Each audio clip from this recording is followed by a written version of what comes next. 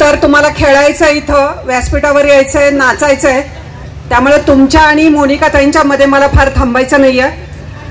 एकतर शरद कृषी महोत्सवाचं हे 6वं वर्ष, 6 वर्ष हा उपक्रम सातत्यपूर्ण चालू ठेवणं नितीन दादा हे सोपं काम नाहीये. कारण याला प्रायोजक लागतात, मदत लागते, आपल्याबरोबर आपली टीम लागते. त्या सगळ्या टीमला बरोबर घेऊन गेले 6 वर्ष झालं हा कृषी महोत्सव तेवढ्याच दिमाखात आणि तेवढ्याच उत्साहामध्ये आज लोणंद इथे पार पडतोय. आता खरं तर 7 मला वाटतं वाजून गेलेत, तरी पण लोकांची गर्दी तेवढीच आहे. लोकांना माहिती हवी आहे, त्यांना शेतीमधलं तंत्रज्ञान माहिती पाहिजे, त्यांना शेती कशी करायची किंवा शेतीच्या संदर्भात अवजारांची माहिती, या संदर्भात जनावरं असतील या संदर्भातली माहिती आपण इथं या सगळ्या स्टॉलमध्ये शेतकऱ्यांच्या माहितीसाठी ठेवलेली आहे. त्यामुळं नितीन दादा, डॉक्टर नितीन सावंत आणि त्यांचे सर्व कुटुंबीय आयोजकांना मध्ये त्यांना जे मदत करणारे त्यांचे सर्व मित्रमंडळी, त्याचबरोबर त्यांना मदत करणारे सर्व प्रायोजक यांचं सर्वांचं. आणि आज तिचा कार्यक्रम इथं पैठणीच्या खेळाच्या माध्यमातून होतोय, त्यामुळे तिचंही पहिल्या मनापासून स्वागत. आणि तुम्हा मैत्रिणींना मी मनापासून 2 गोष्टी सांगते की ज्यांना ज्यांना व्यासपीठावर बोलवलं जाईल त्या सर्व माता भगिनींनी आपल्या सगळ्यांनी, म्हणजे कर्जत जामखेडमध्ये मी 85 वर्षाच्या आजींना सुद्धा मी नाचवलेलं आहे. त्यामुळं 85-80 वर्षाच्या आजींनी पण इथं व्यासपीठावरती यायचं आहे आणि आपण मोकळं व्हायचं आहे.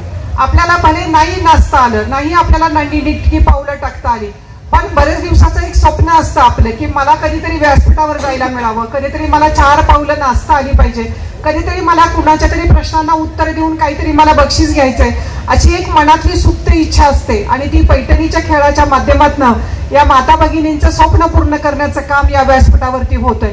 त्यामुळे ज्याला ज्याला वाटतं इथं यावं त्यांनी या व्यासपीठावर यावं, मनापासून सहभागी व्हावं, प्रश्नांची उत्तरं द्यावी, नृत्य करावं, नाचावं, मोकळं व्हावं आणि परत आपल्या संसारामध्ये, आपल्या कुटुंबामध्ये आपल्याला परत जायचं. मैत्रिणींना तुम्हाला मला परत एवढंच सांगायचंय की यावेळची भीमथडी जत्रा अतिशय उत्तम आणि अतिशय चांगल्या पद्धतीने पार पडली. 1.5 ते 2.25 लाख लोकांनी त्याला भेट दिली. 7 कोटी रुपयाची महिलांची विक्री झाली.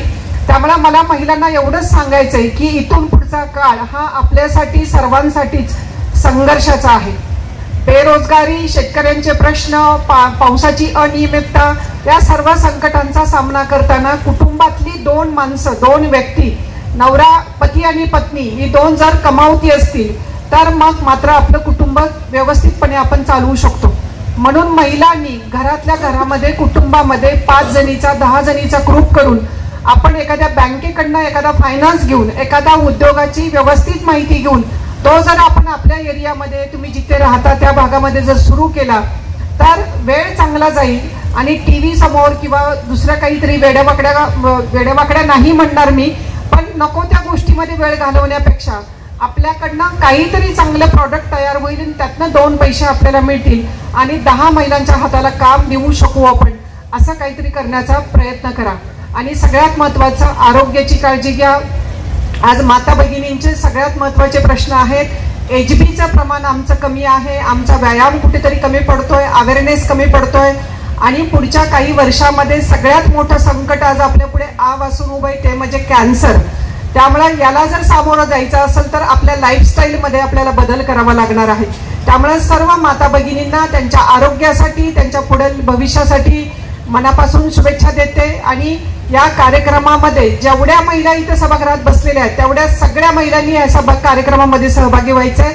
परत एकदा डॉक्टर नितीन सावंत, शुभदा सावंत, त्यांची सर्व टीम, त्यांचे सर्व सहकारी यांचं सगळ्यांचं मनापासून अभिनंदन. धन्यवाद.